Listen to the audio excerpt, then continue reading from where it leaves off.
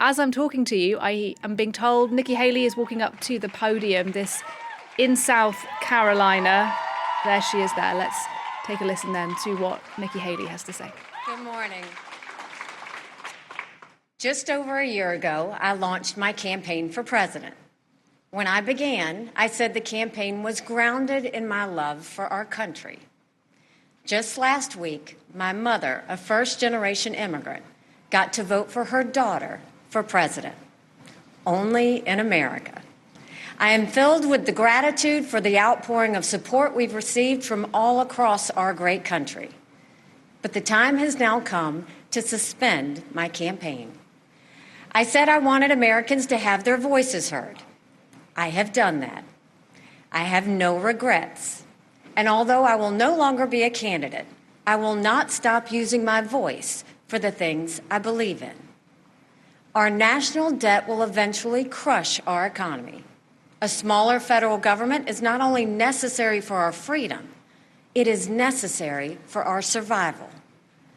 The road to socialism is the road to ruin for America. Our Congress is dysfunctional and only getting worse. It is filled with followers, not leaders. Term limits for Washington politicians are needed now more than ever. Our world is on fire because of America's retreat. Standing by our allies in Ukraine, Israel, and Taiwan is a moral imperative.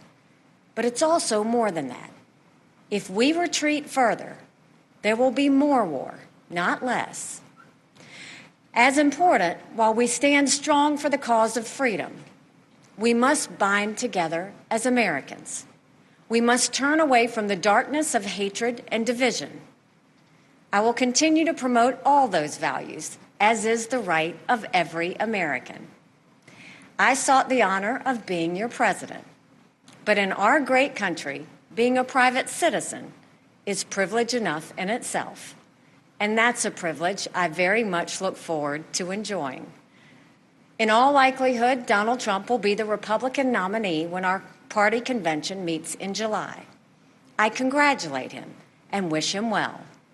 I wish anyone well who would be America's president. Our country is too precious to let our differences divide us. I have always been a conservative Republican and always supported the Republican nominee. But on this question, as she did on so many others, Margaret Thatcher provided some good advice when she said, quote, "Never just follow the crowd. Always make up your own mind." It is now up to Donald Trump to earn the votes of those in our party and beyond it who did not support him. And I hope he does that. At its best, politics is about bringing people into your cause, not turning them away. And our conservative cause badly needs more people. This is now his time for choosing. I end my campaign with the same words I began it, from the book of Joshua. I direct them to all Americans, but especially to so many of the women and girls out there who put their faith in our campaign. Be strong and courageous. Do not be afraid. Do not be discouraged, for God will be with you wherever you go. In this campaign, I have seen our country's greatness. From the bottom of my heart, thank you, America. God bless you.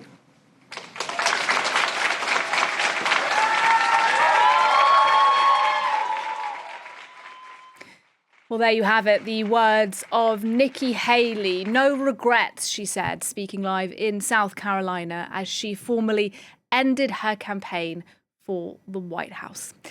Listening to that with me, Ketavan Gorjestani, our former Washington correspondent. And Ketavan, what did you make of that, particularly her comments then about Donald Trump? It wasn't an explicit endorsement of Trump now, was it? That's what the reporting had been, was that she was not going to formally really go after and support Donald Trump and endorse him. And that's something that she had hinted at already. Because remember, in the Republican primary, in order to get on the debate stage, you had to pledge to support whoever the nominee would be. So she had initially pledged that. But then in recent weeks, in recent months, she had turned away away from that, saying that, well, he didn't respect the rules of the campaign and the primary, so she was no longer bound by that pledge, indicating that she was not going to just immediately endorse Donald Trump. And what she said was that Donald Trump had to earn the vote of those who did not vote for him, that it was going to be up to him now to work to get all of those Haley voters who voted for her, some because they liked what Haley had to offer, but others, and many of them, voted for her because she was the only other option besides Donald Trump. And he's going to have to work to win those people over, because the big question now is, what are those Haley voters going to do come November? Some of them will likely, in the end, come to the fold and vote Republican, vote for Donald Trump. Others might stay at home, and some might decide to go for Joe Biden. So Donald Trump will need every vote from the Haley group to go for him. The other interesting thing was some of the elements that she mentioned, 4 elements: the debt, the chaos in Congress, where she said that there were followers and not leaders, the question of standing by our allies, which was our moral duty, and turning away from hatred and divisions. All of these are attacks against Donald Trump. Under Donald Trump for 4 years, the debt increased in the United States, going against Republican ideas. The followers, leaders in Congress, this is clearly an attack on how Donald Trump is pressuring some in Congress to do what he wants, to do his bidding. Standing by our allies, of course, we remember the comments by Donald Trump saying that he would not come to the aid of his NATO allies, for example, or the fact that he has pressured Congress not to continue aiding Ukraine. And finally, turning away from hatred and division. This is also a direct attack to Donald Trump, who has said recently that everyone who had helped or financed Haley's campaign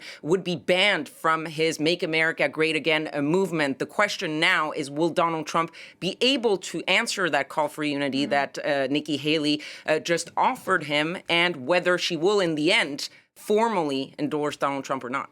But it is official then, Ketavan. We now are really looking at a Donald Trump-Joe Biden rematch, something we know most Americans don't want. Absolutely. So it is not mathematical, but it is pretty much official. We're still going to have to wait maybe for the next couple of races to see actually Donald Trump and Joe Biden clinch the exact number of delegates that they need to officially be their party's nominee. But yes, we are heading to Donald Trump versus Joe Biden. It's actually the first time since 1956 that you're going to see a rematch between the two same candidates. And as you said, a wide majority of Americans, whether they're Republicans, independents, or Democrats, would rather see somebody else on both sides of the aisle, whether it's because they find that both of these men are too old, that they need a new generation, whether they disagree with their policies, whether they feel that they are a danger, a threat to American democracy for very different reasons. All of that is something that Nikki Haley actually tapped in. She over the past couple of months, if you will, once the primary race really got on the race, she really focused on that. She said, look, I am here because of so many people not wanting Donald Trump or Joe Biden. People do not want this, but they will have to deal with it.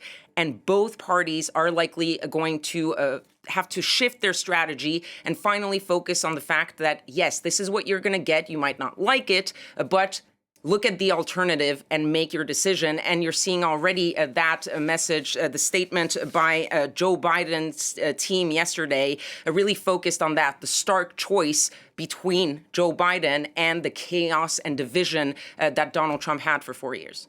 Ketavan Gorjestani, thank you very much indeed for your analysis on that breaking news we've just got here in the newsroom, that Nikki Haley has suspended her campaign for the White House.